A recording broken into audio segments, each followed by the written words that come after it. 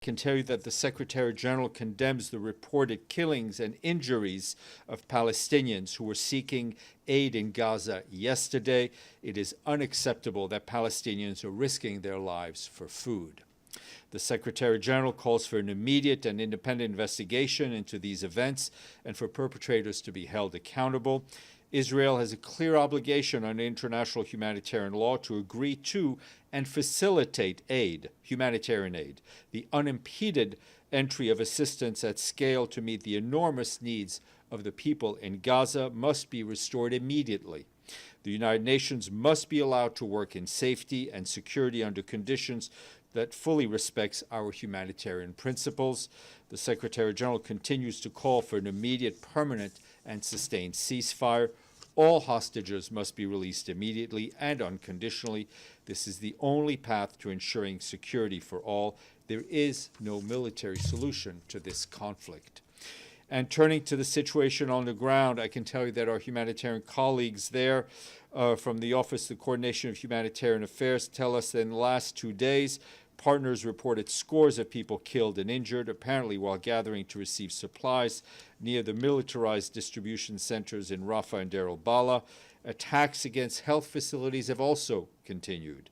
Yesterday in North Gaza, the Noor al-Kabi Center for Dialysis was reportedly hit. The Ministry of Health in Gaza tells us that more than 40% of dialysis patients in Gaza have died since the escalation of hostilities in October 2023. This is because the centers were either struck or they are now unreachable. As hostilities continue, people have once again been forced to flee. On Saturday, Israeli authorities issued another displacement order in Khan Yunis and Deir al-Balah.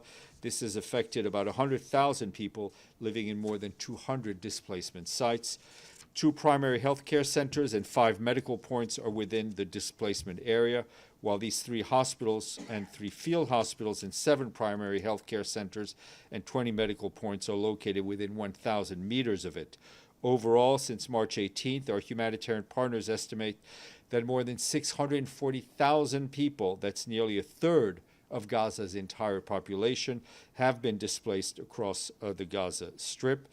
The latest displacement order also deprived at least 8,000 students of learning as tens of functioning temporary learning spaces and dozens of public schools had to suspend their operations.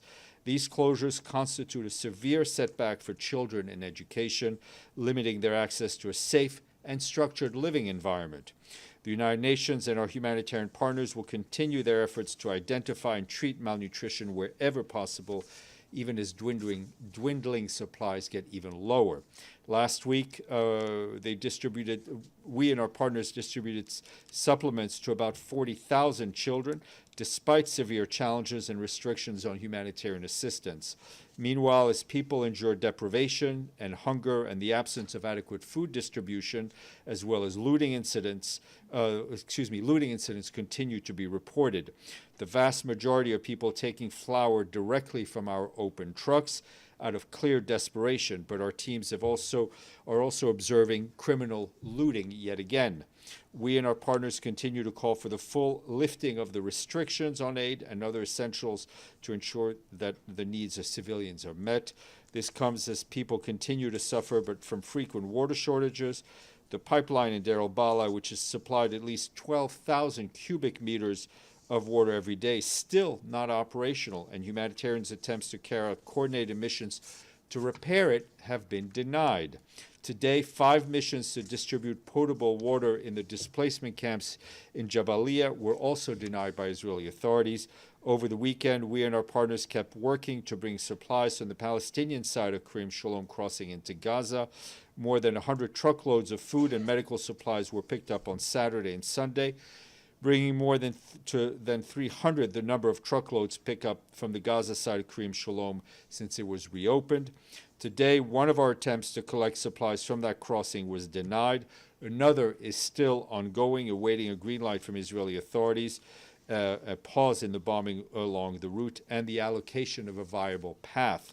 Because of the Israeli weekend and holiday, the border was kept closed, blocking us from bringing more supplies from Israel through Karim Shalom since Saturday. when the crossing is open, even when the crossing is open, severe restrictions on what we can bring in, both in terms of volume and variety, means it's still just a trickle of what people actually need.